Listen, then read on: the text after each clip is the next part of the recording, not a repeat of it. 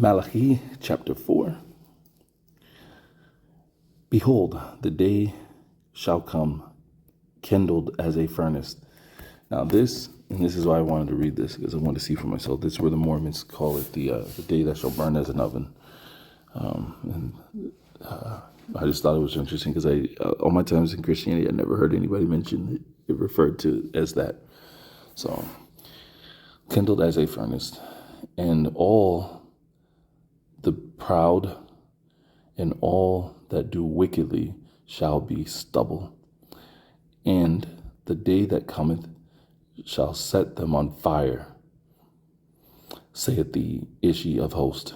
It shall not leave them root nor branch. But unto you that fear my name. What name is that?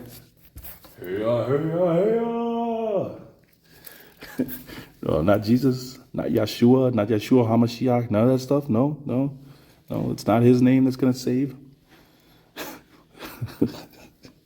I feel embarrassed that I ever fell for Christianity if I just read and not listened to pastors and youth teachers and Sunday school teachers growing up. And man, it was all right there.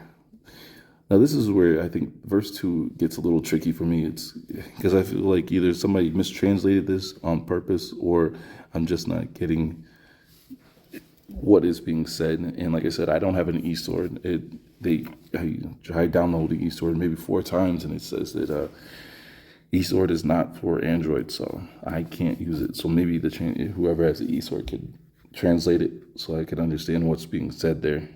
But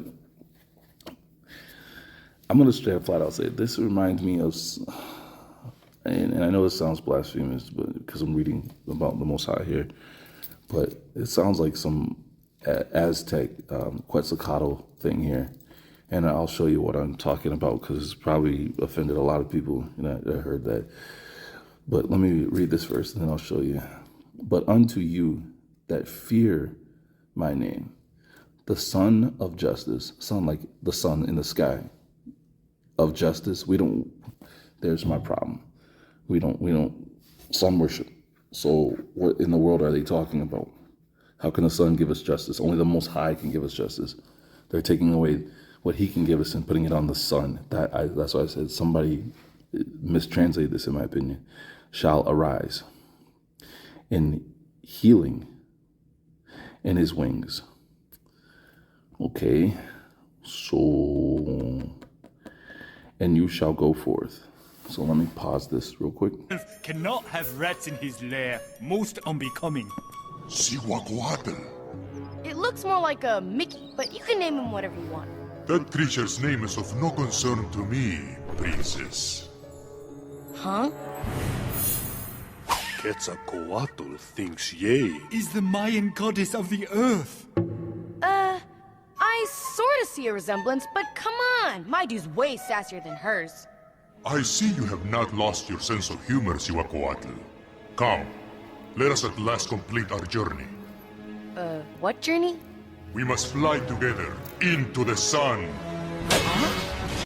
So yeah, that's the only thing I can think of when it comes to, I just don't get it, and it could be, I'm just saying that's what comes to my mind. So, I mean, if you have the right translation or translation that clears this up, and it's not the NIV, or the New American Standard, let me know in the comments, because like I said, that's just, I don't know why it's written like that. Let's see. And you shall go forth and shall leap like calves of the herd, and you shall tread down the wicked when they shall be ashes under the soles of your feet in the day that I do this, saith the Ishi of hosts. Let's see.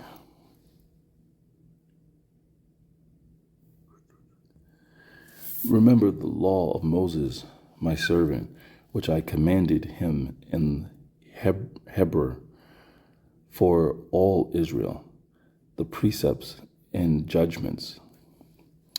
Behold, I will send you Elisha the prophet before the coming of the great and dreadful day of the Ishi, and he shall turn the heart of the fathers to the children, and the children, and the heart of the children to their fathers, lest I come and smite the earth with us, and oh my goodness,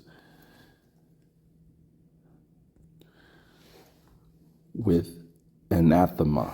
What is anathema?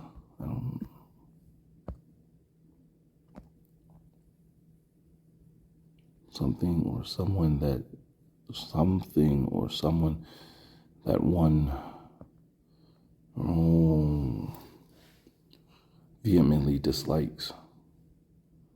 Rachel's hatred was anathema to her. Okay.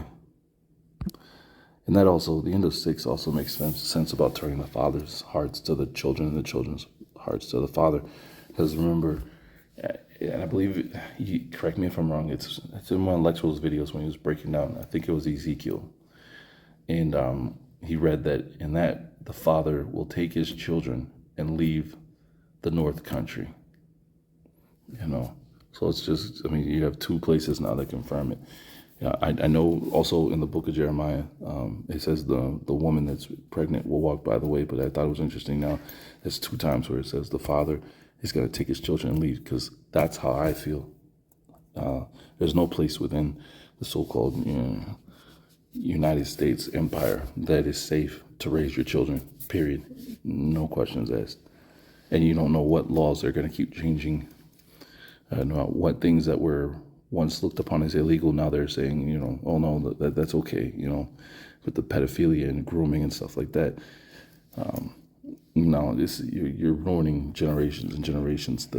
You can go on. So the safest thing, it's like the book of Jeremiah says, if you know what's coming, be like the he-goat and leave. So, and that's the end of this.